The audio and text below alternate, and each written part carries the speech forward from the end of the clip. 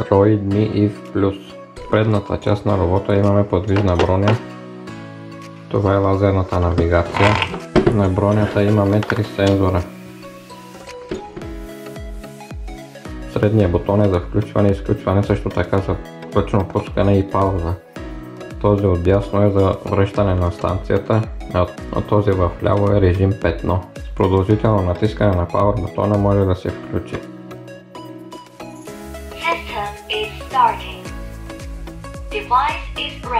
Ето готово вече е включен. По същия начин от този бутон с продължително натискане се изключва, но трябва да е махнато от зарядното. Контейнера на модела се маха по този начин. Филтърът се маха по този начин.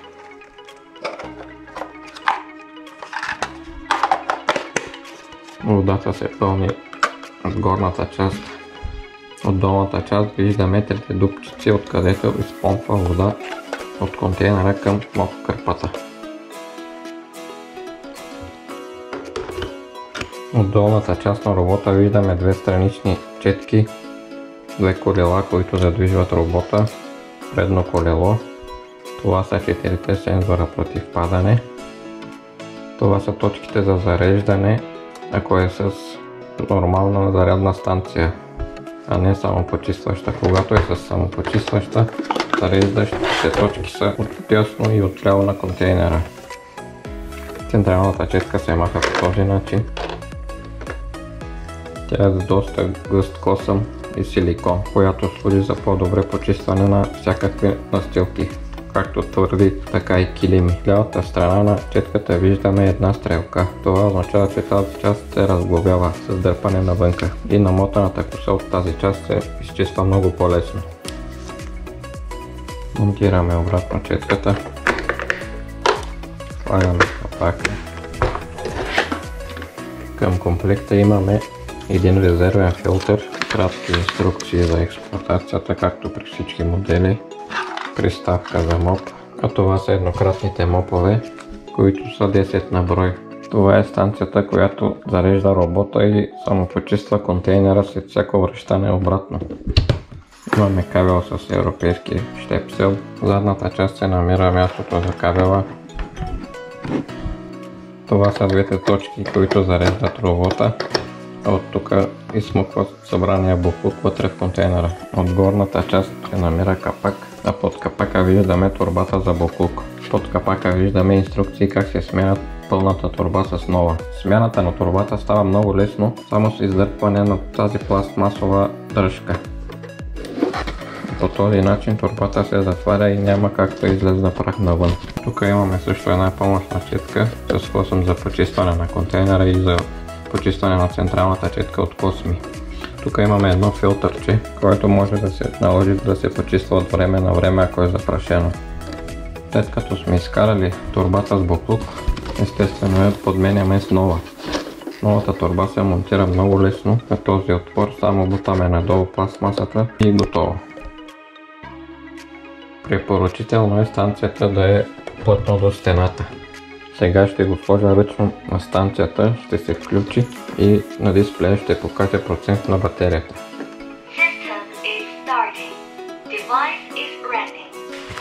Към зарядната станция имате резервни 4 турби.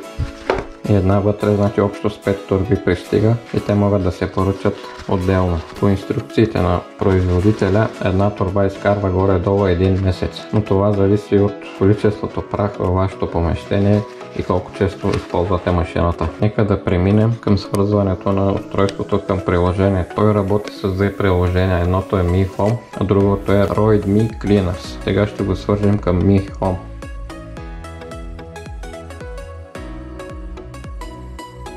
Свалете си приложението Mi Home, направете си акаунт, влезте си в акаунта, след това включете Bluetooth и местоположение на телефона. За да ресетнем Wi-Fi на устройството трябва да натиснем Home и Power бутона.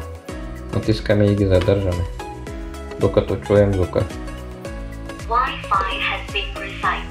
От приложението Mi Home натискаме добавяне на ново устройство или бутона плюс горе вдясно.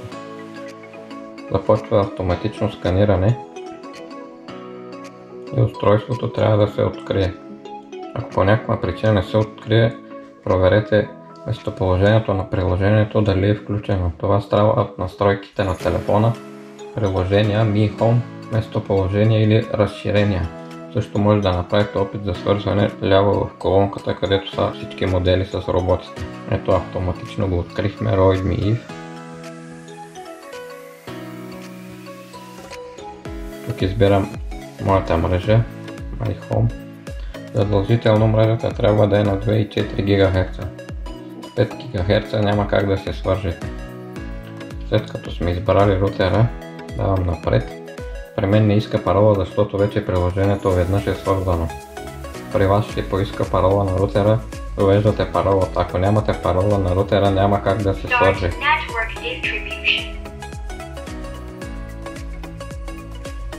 Тук избираме една произволна стая.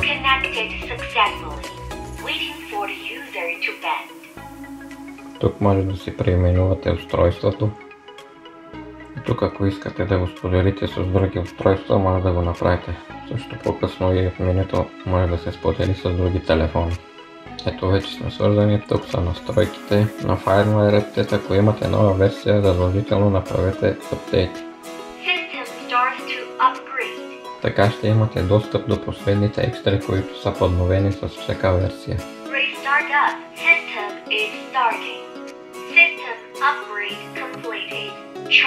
Задължително трябва да седи на зарядното. Може да се изключи, ако няма да го ползвате продължително време, примерно 10 дни или месец. Махате робота от станцията и го изключвате. Сега да преминем към първото почистване.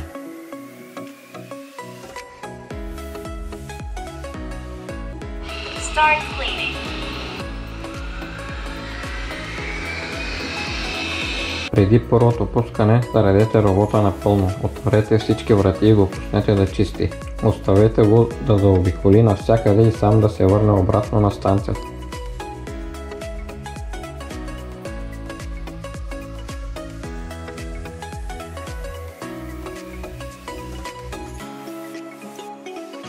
Нормално е при първото пускане да изчисти част от дадена стая, после да премине към друга и да се върне да довърши. Това няма да е така, след като вече си запази карта.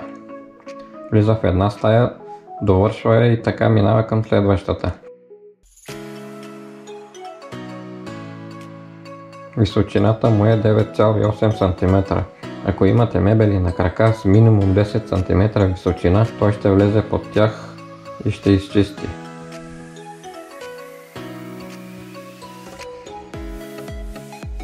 Местенето на мебели не е проблем, тъй като лазерната навигация сканира постоянно и вижда всичко.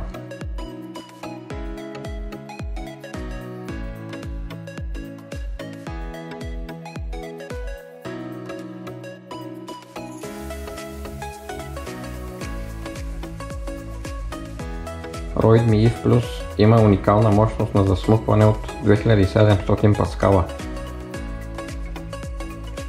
С огромната батерия от 5200 мА е подходящ за помещение до 250 квадратни метра.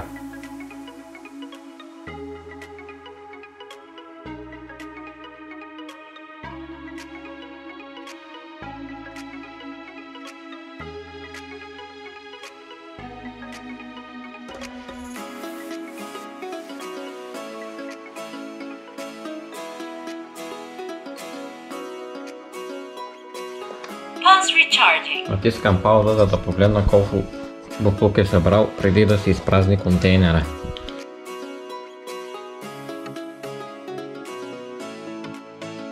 Коса, прах и всякакви други боклуци. Сега ще видим как ще се изпразни контейнера автоматично. След като приключи с чистенето, се връща автоматично на станцията и изпразва боклука, който е събран вътре в контейнера. Dust collection.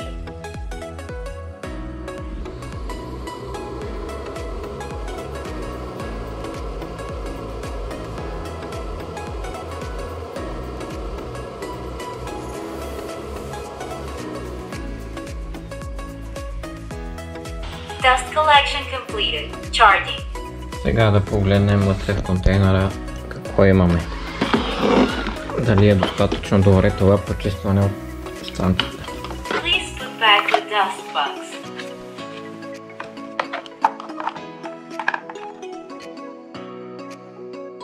След първото чистене вече имаме запазена карта.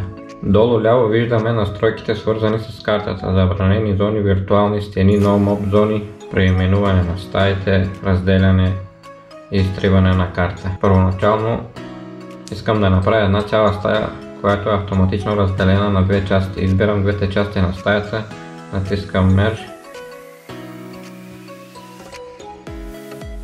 и ето, стаята вече е една цяла. Същото и за другата стая.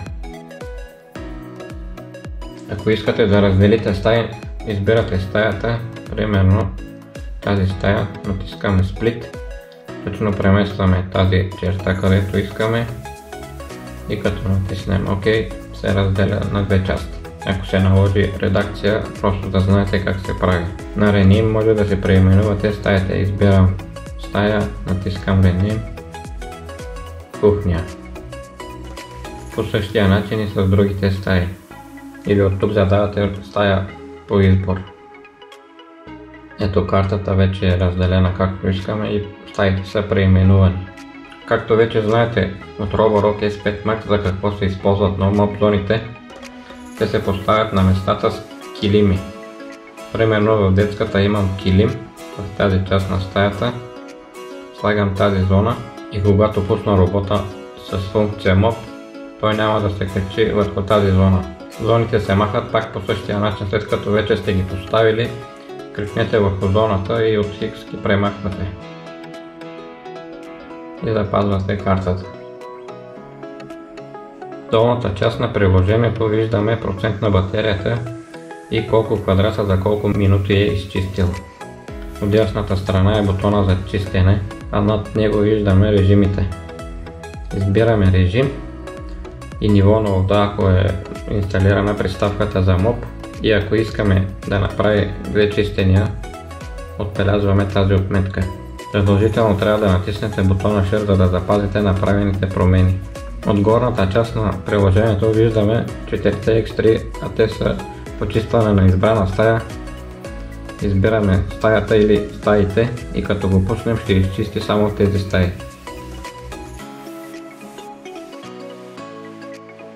Тук се изчиства цялото помещение.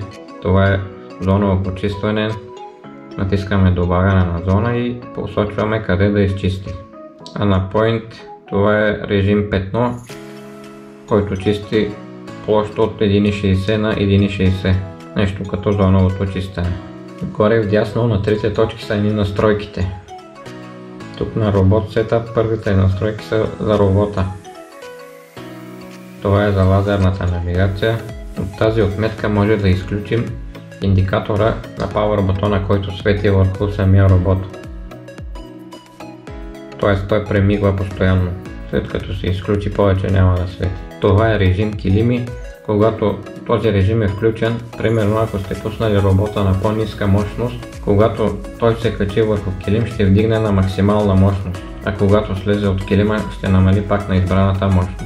Тук са настройките на станцията. От първата отметка може да се изключи и да се включи дисплея на станцията. Втората отметка е да изключим тъча на дисплея, т.е. няма да реагира при натискане. По-надолу виждаме трите опции кога да се изпразни контейнера. След едно чистене, след 2, след 3 или никога. Тези опции изглеждат като излишни, но ако нямате резервна торба, изключвате автоматичното изпразване и ръчно ще се изпразните контейнера. Ако натисна бутона Collect Dust, той ще започне да се изпразни контейнера. Нека да го пробваме. Start dust collection.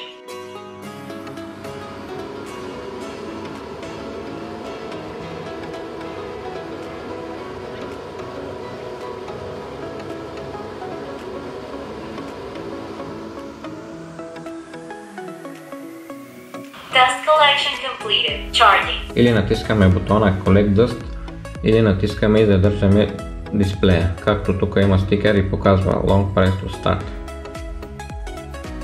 Тук може да нагласим таймери.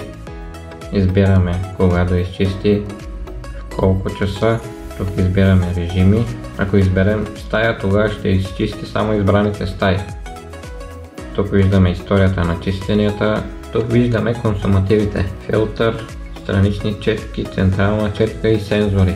Добре е консумативите да се сменят след като тези проценти паднат до 0. След смяна на консумативите натискате бутона Reset и те започват отново от 100%. Ето един пример с сензорите. Забърсвам всички сензори и от бутон Reset ги занулявам. И започват отново от 100%. На Voice са звуковите настройки. Това е дистанционното. На Device Name може да си преименувате устройството. На Share Device може да си споделите робота с други телефони, втори, трети телефон.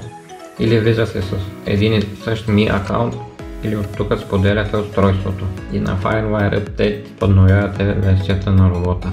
Моделът може да запази повече от една карта. Влизаме на карти, моите карти и от тук задаваме нова карта. Новата карта се прави по същия начин, както правите първата карта при първоначално стартиране на робота. В момента създадох две карти, която втората е тестова карта, за да ви покажа как става преименуването на картата и как се превключва между карти. От лявата страна на картата виждаме едно моливче. Оттам може да си преименувате картата, примерно етаж 1. След това при включването на картата става отдясно имате бутон Switch. Натискаме там и превключва картата. Когато ще използвате функцията Mop, напълнете контейнера с вода и намокрете предварително кърпата. И може да монтирате приставката направо към контейнера.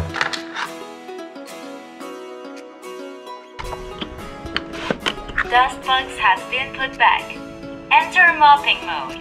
Режим Mop може да се използва както е S-образен, така и U-образен.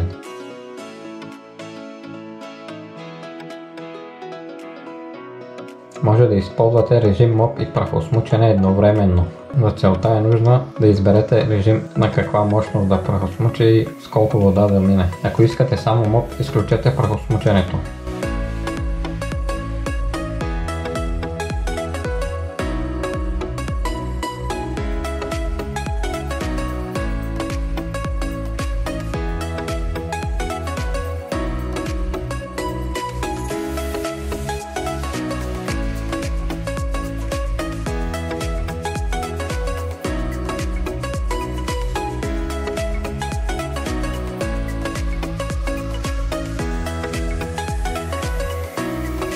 След използването на Mop, изсипете водата вътре в контейнера. Не е желателно да седи вода вътре.